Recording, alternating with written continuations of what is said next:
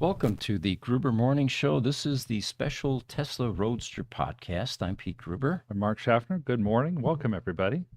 And what we have behind us here is an image of an AI generated image of Starman and VIN 686 Roadster, which is deep in outer space. And in a little while here, we'll talk about where it's at, where it's going, whether it's ever coming back, and the distance from Earth and from other planets. He looks so relaxed. He does indeed, yes. So the Roadster matchmaking site is getting very busy these days. The Roadster sales activity continues to increase. And it's not just us. You've got Bring a Trailer. I've never seen so many Roadsters on Bring a Trailer. Yeah. Cars and Bids. And then Auto Trader at times, and even eBay is seeing some activity. So I wanted to go over with our audience how someone asks or how they request information about a Roadster that we have for sale on our Roadster matchmaking site. And bear in mind, our mission is to acquaint sellers with buyers, and we get out of the way.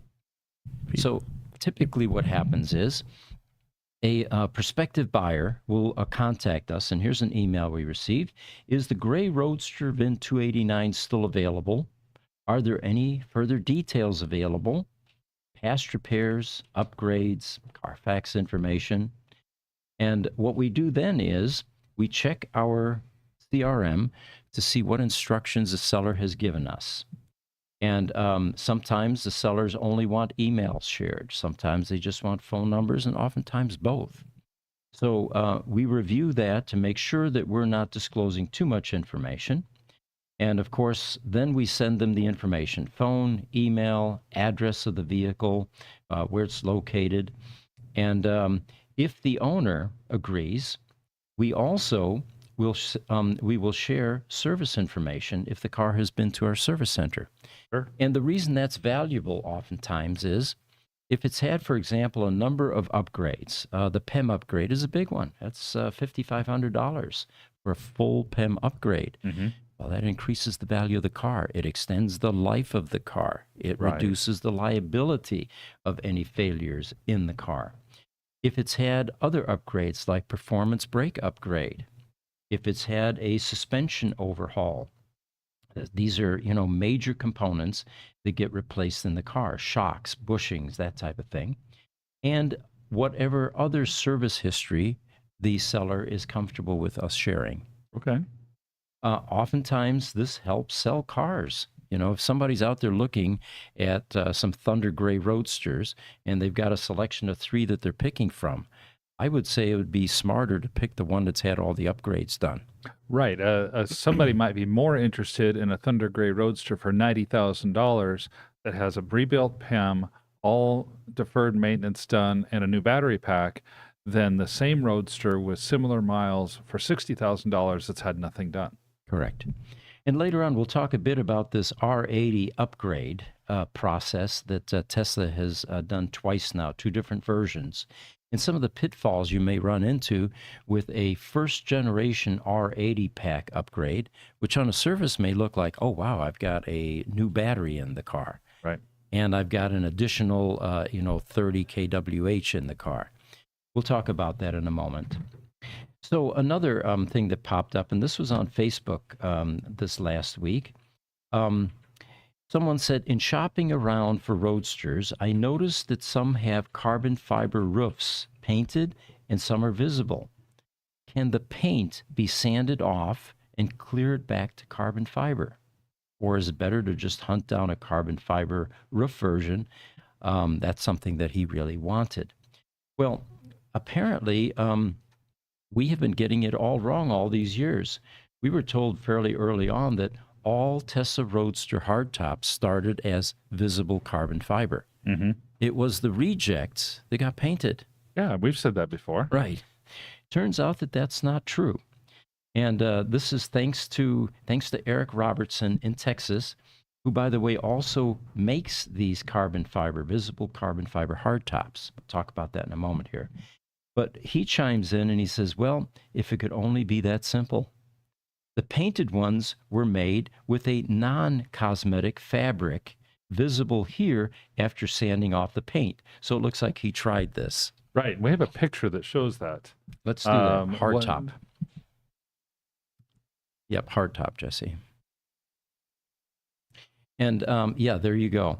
It turns out that they used a non-cosmetic carbon fiber material, and it doesn't look anywhere near like the visible carbon fiber. Right. If you want to get a sense, and if you own a Roadster, what the carbon fiber underneath your painted hardtop looks like, go to your trunk lid, open that up, and look underneath the inside of that trunk lid. And that's what the non-cosmetic carbon fiber looks like. So just sanding off the paint isn't going to get you one of those beautiful carbon fiber hardtops that are highly coveted these days. I believe we bought the last 3 that Tesla had a few years ago. Mm-hmm. We got an email from one of our customers that said, you know what? Tesla just found 5 original, brand new, visible carbon fiber hardtops in one of the Texas service centers. And by the time we got there, 2 of them were already gone. Sure. We bought the remaining 3, and we have them in inventory. And 1 is already spoken for, but those are extremely rare these days. Occasionally, you'll get an owner that may be selling theirs. Car's gone through a collision or whatever, and they've got some accessories left. They may have been using the soft top, and the hard top was stored, that type of thing. So I asked Eric Robertson, I said, tell me more about this. We thought all along that you could just sand off the paint. He says, I'll tune in tomorrow, so he may have joined us here. Maybe he's going to do it later in the day. He says, learning a lot of disassembling my own top and working on others. Can say with certainty that all the painted tops were fabricated to be painted, just like the other body panels. The same non-cosmetic fabric was used. You can see it exposed on the underside of the trunk lid. Zoltec PX35 is the brand and fabric, in case you're interested in buying the non-cosmetic version. He also added, he said, my understanding is the exposed carbon fiber tops now were sourced from Fiberdyne. Fiberdyne in Tukwila, Washington. It's a fabrication shop there that Tesla used for a while to make the visible carbon fiber accessories for the Roadster. And he says these types of products became available midway through the Roadster production. The same company also made hood vanes and a few other exposed carbon parts. We had contacted Fiberdyne fairly early on in our trajectory into the Roadsters and had numerous conversations with Steve Zach there in Tukwila, Washington. He made, and he corroborated that he made a lot of these parts for Tesla. He normally does aerospace parts, ISO 9100, for companies like Boeing. We spoke about whether he had any molds left to continue to create the Tesla Roadster parts, and he said, sadly, they were all scrapped or sent back to Tesla. And usually when they're sent back to Tesla, you kind of go in a void. I don't know if I've seen anything resurface at any point in time. So they may still be there. It's just that no one knows where they are at this point. I think there's a great big warehouse on the outskirts of Fremont that has all of this old stuff that even Tesla doesn't know what it's there. It's possible. And that would be wonderful, by the way, if it ever resurfaces. But according to Steve then at Fiberdyne, he said he could make splash molds for the Roadster panels to recreate these parts. But he said volume is key. It could be 8 to 10 times the part cost if the volume is low. And by low, we're talking about 25 to 50 parts. Right. The problem is with 2,000 customers left, no one in the aftermarket space has been willing to pull the trigger and take that risk. I mean, the closest we have on these carbon parts is Eric Robertson. Yeah. And he does beautiful work. Really just kind of a small tooling shop, I think, is more what he is, almost a one-man type of business. Ideal for something like this. Exactly. And from what I've heard, I haven't actually seen one, but his visible carbon fiber hard tops are excellent. They're a top-notch product. I think there's a customer in San Diego running around with one. So Yeah. if anyone's watching, let us know what you think the He quality is watching. He's in the chat. He is. Okay. There's Eric. How are you? Thanks for joining us. We've got a few other questions we got to get through here. Yes, Captain VTC007 starts by saying, "Hey there," and giving us a wave on Instagram. Thank you. On Instagram, I am Coolidge is back again this week. Glad to have you here. He says, "What's up, gents?" And Mr. Obertowski from YouTube. Hello, Mr. Gruber in Turkey. So Eric, yeah, anything you'd like to tell us how anyone can order one of these, how to contact you? We'd be more than happy to share that on this live podcast. One of the things that Steve Zach said at Fiberdyne was he regrets throwing all those Tesla molds away. Yeah. All right. Another item, we had a customer that was being asked on Facebook. There was someone on Facebook looking to buy a Roadster, and this customer chimed in and said, "Oh, wait, I have one." And the question was asked, "Well, do you have any pictures?" And he said, "Yeah, let me send you some." It turns out that this customer also had a Roadster matchmaking site listing, Okay. which of course has all the pictures. So let me reiterate then. If you have a Tesla Roadster matchmaking listing, there's a link attached to that. Feel free to share it. We're not an auction house that's going to be restricting your ability to advertise your car. Just simply send people that link and they can see the entire history, your description, all of the images that you've uploaded, and some of the specifications that go with the car. So you don't need to email those. They're already there. And your potential buyer can get the whole story. Our website also gets a lot of traffic. We're seeing about 800 hits a day on average now. So you get a lot of visibility if you're selling a Roadster. All right, a Roadster for sale on Bring a Trailer currently. It's a 26,000-mile sterling silver 2010 Roadster. There's a great video included that Doug DeMuro did a few years back. The owner, Eric, had him drive to Syracuse, New York, and he let Doug DeMuro drive this and do a video with the car. So that's become part of its provenance. The other thing, if you're watching another video that was done by the seller now, which is Cantech Motors in Syracuse, Cantech Auto, he takes it on a test drive. And it's a 2.0 Roadster, so you can see him driving, and you can see the kW meter that's on the right side. It's an original 53 kWh pack, so we're not concerned about it being potentially the R80 pack that is having problems, the first generation. But in this video, you can actually observe the kW meter when he does a 100% throttle call, which is a fancy way of saying he floored the accelerator. Right. And you can see that needle peg 200 kW plus.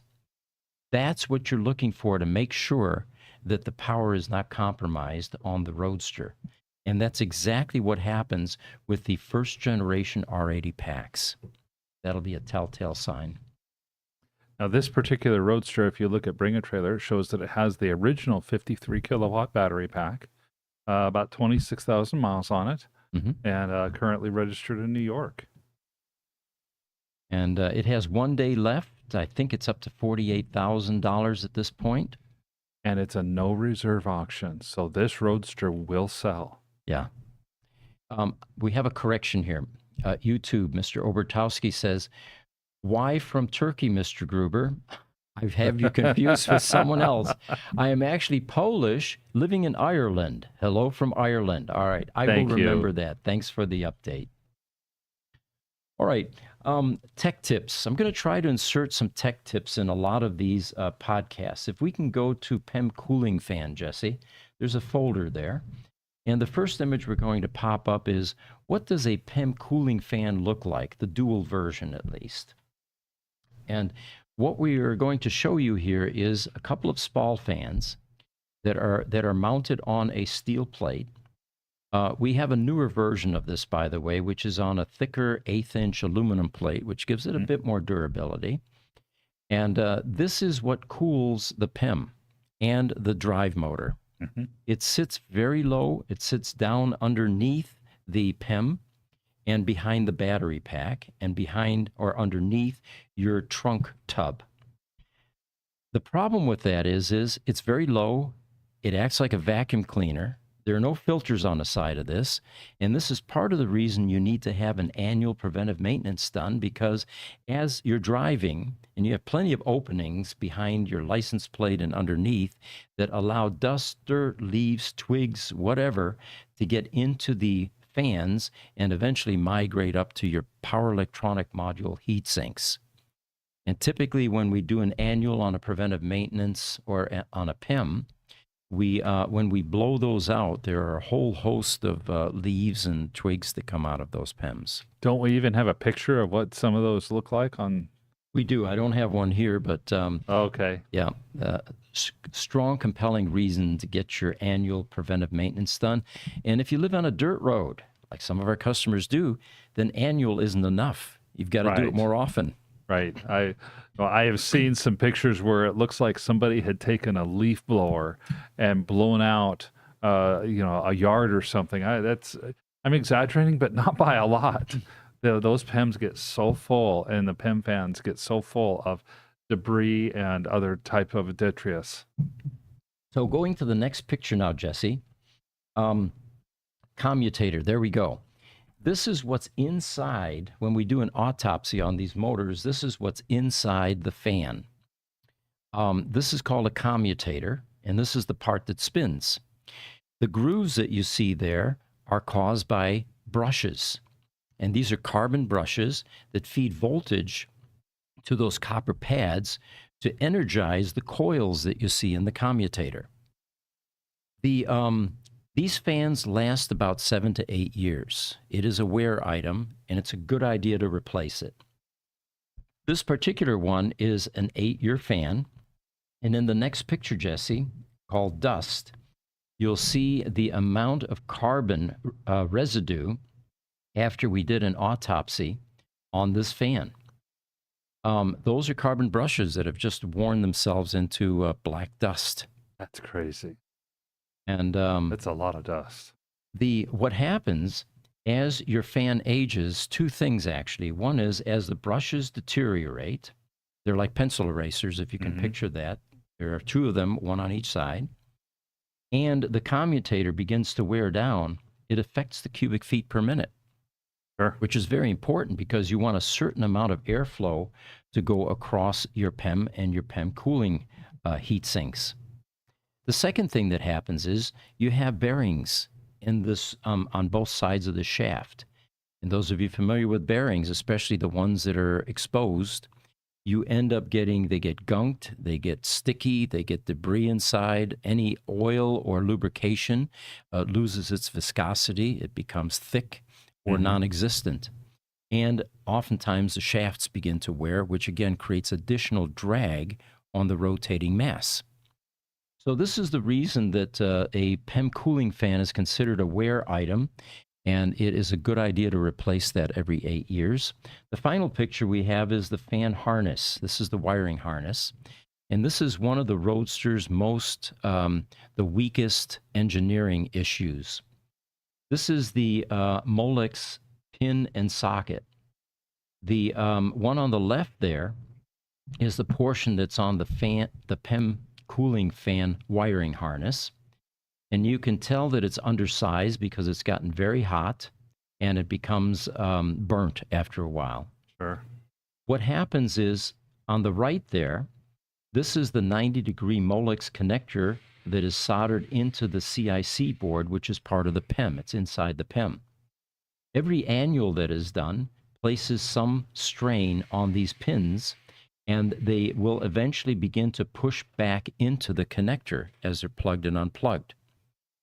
They are a decent quality connector, but they're not meant to be plugged and unplugged continuously. Otherwise, you go to a different type of connector, usually mil-spec or something more durable. Right. As the pin begins to regress, there's less metal-to-metal contact. And when that happens, you already have a connector that is undersized in terms of amperage. Sometimes these things draw 16 to 18 amps. And as that occurs, you get heat. It begins to heat up the socket and the pin and eventually burns up the connector like this. Usually during a PEM upgrade and a PEM rebuild, these two connectors are changed. We change them both on the PEM cooling fan wiring harness and the socket that's inside the CIC board inside the PEM. Okay. Okay. Got another image here that we can bring up. Let me get to that here, Jesse. I've got a big gap in between my... There we go. Why don't we talk about where is the Roadster now? All right. The Starman Roadster, first of all, is VIN 686. A lot of people ask that. Well, didn't Elon send VIN number 1 into outer space? He owns VIN number 1, which is a founder series. And I don't think Elon is concerned about money as much as most people might think, but that founder's Roadster is collectible, and it's worth a lot of money. So that might be why he took another Roadster that he owned and sent 686 into outer space. I could see him also saying, yeah, I don't want Mark Tarpening to have the lowest VIN number Roadster. Yeah, good point. Martin Eberhard, actually. Oh, it's Martin Eberhard. Yeah, that Martin has owns the number 2. Number 2? Yep, founder 2. It's also a unique color. It's a cherry red color. You know, you have radiant red, which is kind of maroonish, and then you have fusion red, which is the Ferrari red. Well, this one in space is actually a cherry red, and I think there are only a couple that were painted in that color. There's a customer in California that I think has the other one that was painted this color. For those of you interested in the statistics I'm about to share with you, there's a website called whereisroadster.com, all one word. And that will tell you everything about where it is, where it's going to be. So currently, this Roadster that was sent into outer space in 2017 is 127 million miles from Earth. And it's moving away from Earth at 39,000 miles per hour. The car has exceeded its 36,000 mile warranty 91,000 times while driving around the sun. Starman, which is what the effigy or the mannequin inside the car, they didn't use a live human here for those of you that are interested. Yes, yeah, right? Yes. Call Starman has completed about 4.28 orbits around the sun since its launch. A telescope would have to have 30,000 feet, be 30,000 feet in diameter to see this car at this point. And the vehicle has traveled far enough currently to drive all of the world's roads 82.3 times. And in the time it took us to explain that, this car moves 600 miles. Yep, there you go. So let's bring up some pictures here. Jesse, the first one to bring up, of course, is, let's try VIN 686-1. And here you're going to see on the dash a little Roadster replica that was placed there. And I don't have a picture of the screen. Yeah, I guess I do in VIN number 686-2. Let's try 686-2. It says, "Don't panic." That's on the screen, and that's from Hitchhiker's Guide to the Universe, one of Elon's favorite books. There's some other images that we reviewed to check to see what was left in the car. There were some hooks on the rear wheels, assuming that's what they used to actually mount it on the top of the Falcon Heavy. Okay. And then there was a daylight void, which indicates that the battery was removed. Now, the battery in a Tesla Roadster is almost 1,000 pounds. And at the time they were deciding to use a Tesla Roadster for ballast, maybe they didn't need 2,700 pounds. Maybe 1,700 pounds was sufficient. Sure. The whole reason for putting a car on a Falcon Heavy rocket was they needed ballast. And no one was going to give Elon a $30 million satellite on an experimental rocket at that time. So instead of sending up cinder blocks and anvils, they decided, well, let's do a Tesla Roadster. And you know what? In my opinion, I think that is the marketing genius of the century. Yeah. Everyone that you know talks about, the one in space. When they see you pull up in a Roadster and you talk about only 24 or 2,000 left, they say, but there's one in space. Everybody knows this. That's right. So, are there any plans to bring this Roadster back? Would this Roadster, what would it be worth if it was brought back? Well, kind of depends on if it burned up in the atmosphere or not. But if you can, On the way back? let's assume that you can bring it back intact. Yeah. And what would it sell for on the Roadster matchmaking site? Or bring a trailer, or any of these sites. It would probably sell for more than the ones are right now. In 2018, we speculated that the car was going to come back, and we did a Tesla Roadster newsletter. We published it April 1st, if that gives you any clue. And we've got an image we want to bring up here, VIN 686 Catch. And what this newsletter described was a plan to bring the Roadster back, and this would be one of the ways that it could be retrieved, a giant catcher's mitt on a ship out in the ocean. So there you have it. That's a story on the space traveling Roadster, and again, the website is whereisroadster.com if you want to get some of these statistics that we harvested. All right. Let's bring up another picture here, Jesse, and this is how to get your key, or how to open your Roadster, and it's called Stuck Key. One of the things that happens with Tesla Roadsters when they get bricked, they eventually reach a state where the car is completely dead, which includes the door handles that are on the Roadster. Mm-hmm. And if you're the poor soul that left the keys inside the car, you're going to need a locksmith or a long steel rod with a hook on the end to try to retrieve your keys. If it's dead, but the keys are outside the car, there's a magic little keyhole underneath the driver's door. You got to get on the ground to see this. And if you can put your key in there, you can unlock the driver's door and open it up. But you have to be very careful, and this is where some caution comes in. The epoxy that they used 16 years ago to mount this key lock inside the bottom of the door, as the car's age has become brittle and it's not as robust as it used to be. And sometimes when people try to open their door, they actually break off the epoxy and now the key spins instead of unlocking the car. Well, this is what happened to one of this is a green. Okay, so this is the, let's see here. Okay, so what they ended up doing was, by wiggling it, they were able to finally get the key to unlock the door on this lightning green Roadster. That was what I forgot. Yes. Now, I really like some of the comments that I saw along the story. It's like the key is a sword in the stone, and the dad, the patriarch of the family, was the one who was able to pull it out, and the comment back was he was worthy. Yeah, I like that.